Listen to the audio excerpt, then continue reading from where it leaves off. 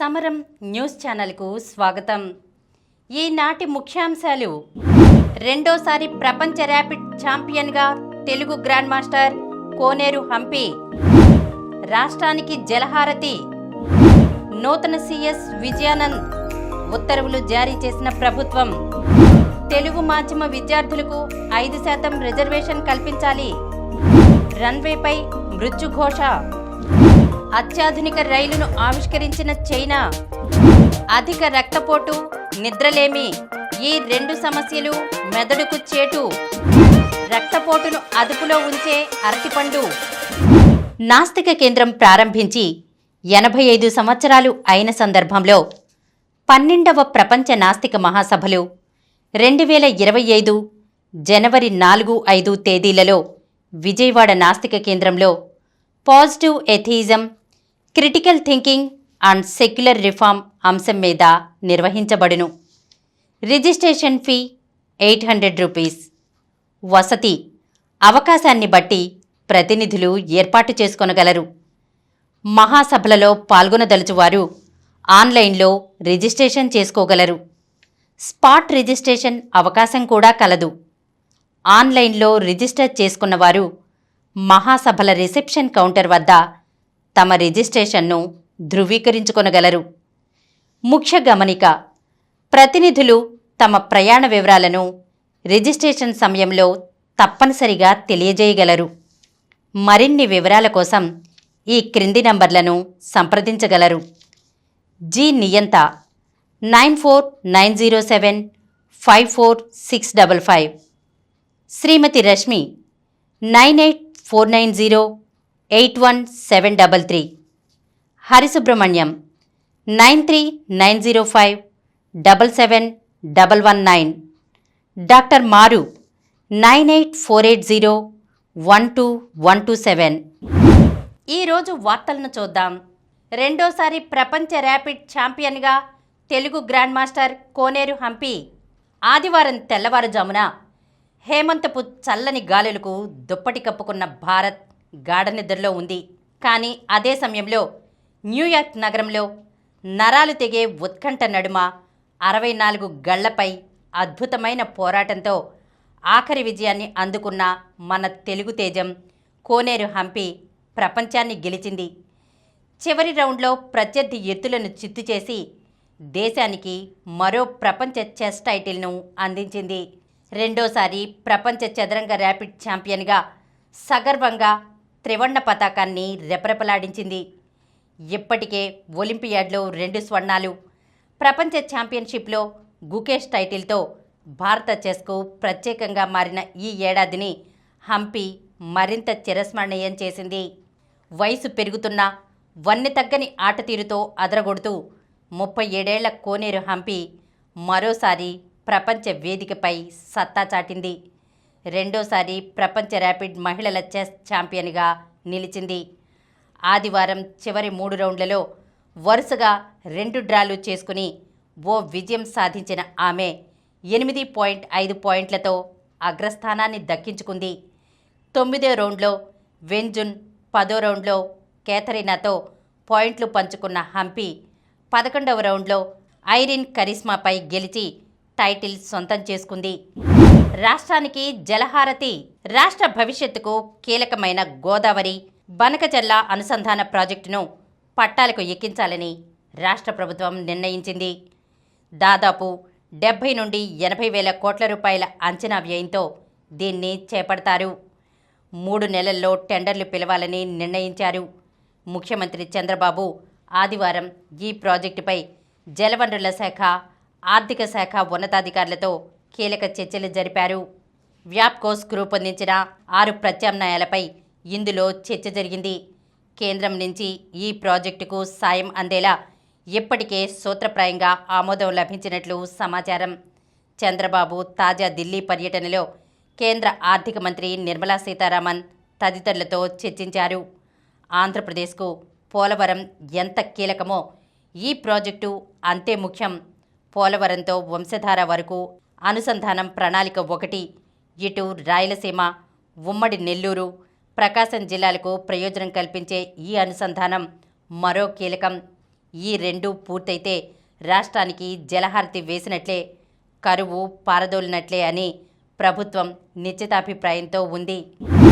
నూతన సీఎస్ విజయానంద్ ఉత్తర్వులు జారీ చేసిన ప్రభుత్వం రాష్ట్ర ప్రభుత్వ నూతన ప్రధాన కార్యదర్శిగా కె విజయానంద్ నియమితులయ్యారు. 1992 ఐఏఎస్ బ్యాచ్కు చెందిన ఆయన్ను సీఎస్గా నియమిస్తూ ఆదివారం రాత్రి ప్రభుత్వ ఉత్తర్వులు విడుదలయ్యాయి. విజయానంద్ ప్రస్తుతం ఇంధన శాఖ ప్రత్యేక ప్రధాన కార్యదర్శిగా బాధ్యతలు నిర్వహిస్తున్నారు. ప్రస్తుత సీఎస్ నీరబ్ కుమార్ ప్రసాద్ మంగళవారం పదవీ విరమణ చేయనున్నారు. ఆ స్థానంలో కొత్త సీఎస్ విజయానంద్ బాధ్యతలు చేపడతారు. తెలుగు మాధ్యమ విద్యార్థులకు 5% రిజర్వేషన్ కల్పించాలి. పిల్లల మనోవికాసానికి తోడ్పడేలా కనీసం ప్రాథమిక విద్య వరకు తెలుగులోనే బోధన జరగాలని, తెలుగు మాధ్యమంలో చదివిన వారికి ప్రోత్సాహకంగా ప్రభుత్వ ఉద్యోగాల్లో 5% రిజర్వేషన్ కల్పించాలని ప్రపంచ తెలుగు రచయితల మహాసభ తీర్మానించింది. విజయవాడలోని కేబిఎన్ కళాశాలలో 2 రోజుల పాటు నిర్వహించిన మహాసభల ముగింపు కార్యక్రమం ఆదివారం సాయంత్రం జరిగింది.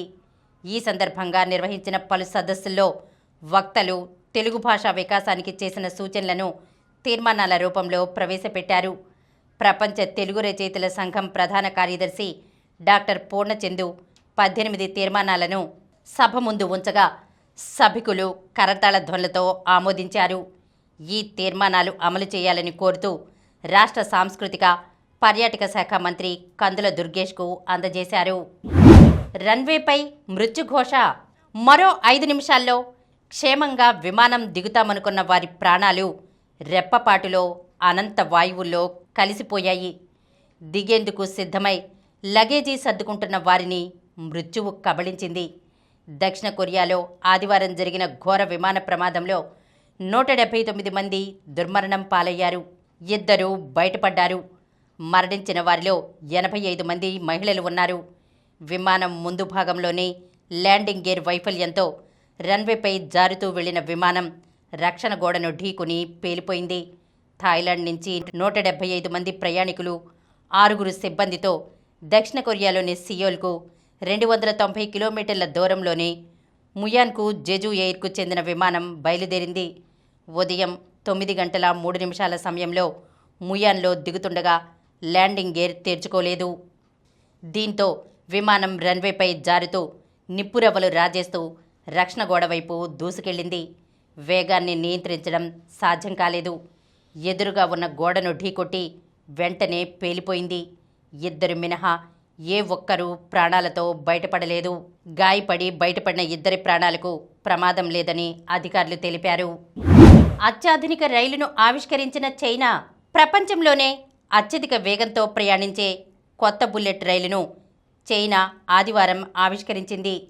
ఈ రైలు ప్రయోగ పరీక్షల్లో గంటకు 450 కిలోమీటర్ల వేగంతో ప్రయాణించింది. దీనిని CR-450గా వ్యవహరిస్తున్నారు. ఇది ప్రస్తుతం గంటకు 350 కిలోమీటర్ల వేగంతో పరుగులు తీసే CR-400 మోడల్ కంటే అత్యంత వేగంగా ప్రయాణిస్తుంది. దీంతో 4 గంటలు పట్టే బీజింగ్ షాంఘై ప్రయాణాన్ని కొత్త రైలులో కేవలం 2.5 గంటల్లోనే పూర్తి చేసుకోవచ్చు. కొత్త రైలు బరువు చాలా తక్కువగా ఉంటుందని, 20% తక్కువ విద్యుత్తును వినియోగించుకుంటుందని అధికారులు చెబుతున్నారు. అధిక రక్తపోటు, నిద్రలేమి ఈ 2 సమస్యలు మెదడుకు చేటు. అధిక రక్తపోటు, నిద్రలేమి ఈ 2 సమస్యలు మెదడుపై తీవ్రమైన ప్రభావం చూపుతాయని ఆస్ట్రేలియా విశ్వవిద్యాలయం పరిశోధన హెచ్చరిస్తోంది. అధిక రక్తపోటు ఇప్పుడు అన్ని వయసుల వారికి సర్వసాధారణంగా మారింది. దీనికి నిద్రలోటు తోడైతే ఎలాంటి ఫలితాలుంటాయనే కోణంలో ఆస్ట్రేలియాలోని మొనాష్ విశ్వవిద్యాలయం పరిశోధకులు అధ్యయనం చేశారు. దీని ఫలితాలు అమెరికన్ హార్ట్ అసోసియేషన్ జర్నల్లో ఇటీవల ప్రచురితమయ్యాయి. అధిక రక్తపోటు కలిగి ఉండి నిద్రలేమి సమస్య కూడా ఉన్నవారి MRIలు పరిశీలిస్తే సూచికలో మెదడు పనితీరు దెబ్బతిన్నట్లు స్పష్టమైంది. వయసు పైబడ్డాక మెదడులో వచ్చే మార్పులు, హైపర్ టెన్షన్, నిద్రలేమితో బాధపడుతున్న వారిలో చిన్న వయసులోనే కనిపించాయి. సమవయస్కుల మధ్య తేడాలను గమనించి పరిశోధకులు ఫలితాలను విశ్లేషించారు. హైపర్ టెన్షన్ ఉన్నా నిద్రలేమి సమస్యలు లేని వారిలో మెదడు పనితీరు బాగానే ఉన్నట్లు కనుగొన్నారు.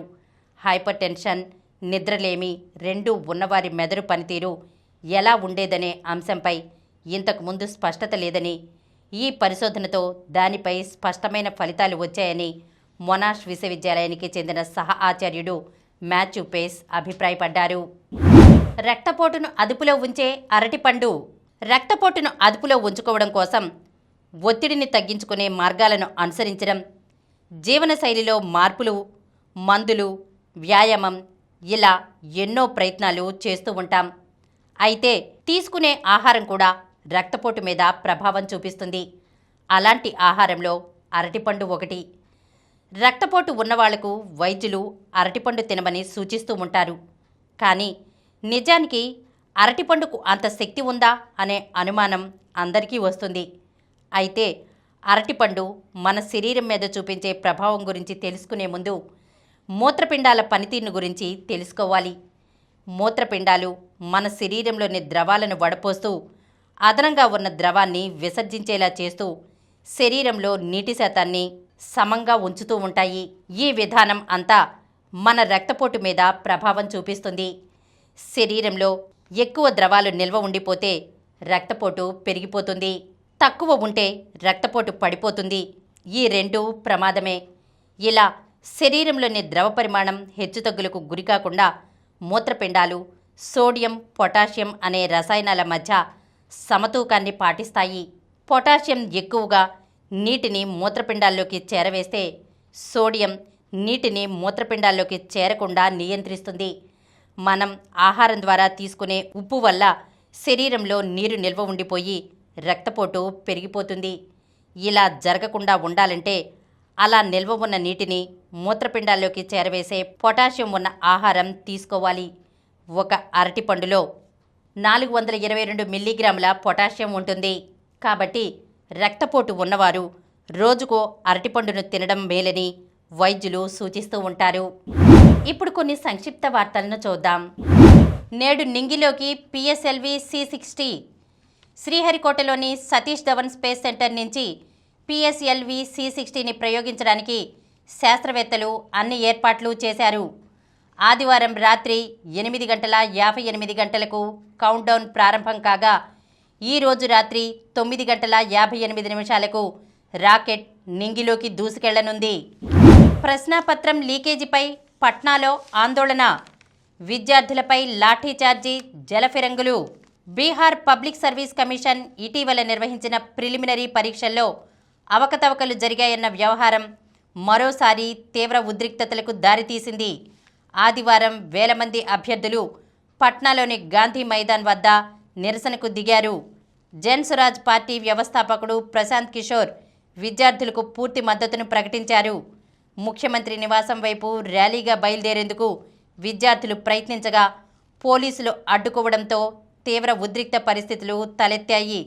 బారికేడ్లపై నుంచి దూకుతున్న ఆందోళనకారుల్ని చెదరగొట్టేందుకు పోలీసులు జలఫిరంగులు ప్రయోగించి లాఠీచార్జ్ చేశారు. H-1B వీసాలకు నేనెప్పుడూ అనుకూలమే, మస్క్కు మద్దతిచ్చిన ట్రంప్. H-1B వీసాల విస్తరణపై అవసరమైతే యుద్ధానికైనా వెనుకాడనని ప్రపంచ కుబేరుడు ఎలాన్ మస్క్ చేసిన వ్యాఖ్యలకు తాజాగా అమెరికా తదుపరి అధ్యక్షుడు డొనాల్డ్ ట్రంప్ నుంచి మద్దతు లభించింది.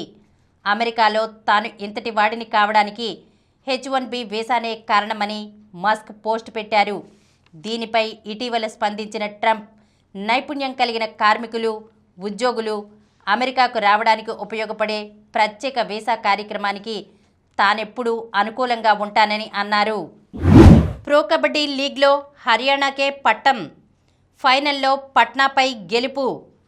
ప్రో కబడ్డీలో హర్యానా స్టేలా సాస నెరవేరింది. గత సీజన్లో ఫైనల్కు వచ్చిన రన్నరప్ ట్రోఫీతో సరిపెట్టుకున్న ఆ జట్టు ఈసారి టైటిల్ పట్టేసింది. పాక్పై విజయంతో WTC ఫైనల్ బెర్త్ ఖాయం. తొలి బెర్తు సఫారీలదే. ప్రపంచ టెస్ట్ ఛాంపియన్షిప్ ఫైనల్లో చోటు కోసం ఓవైపు భారత్, ఆస్ట్రేలియా హోరాహోరీగా తలపడుతుంటే మరోవైపు దక్షిణాఫ్రికా ఓ బెర్త్ను సొంతం చేసుకుంది. జైత్రయాత్రను కొనసాగిస్తూ ఆ జట్టు పాకిస్తాన్తో తొలి టెస్ట్లో 2 వికెట్ల తేడాతో విజయం సాధించడంతో ఫైనల్లో చోటు ఖాయమైంది. మరిన్ని వార్తా విశేషాలతో రేపటి సమరం న్యూస్ ఛానల్లో మళ్ళీ కలుద్దాం.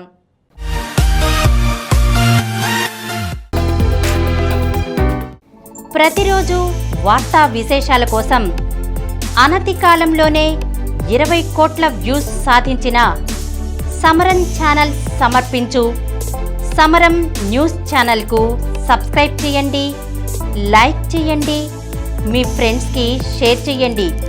అలాగే ప్రక్కనున్న గంట సింబల్ని ప్రెస్ చేయడం మర్చిపోకండి.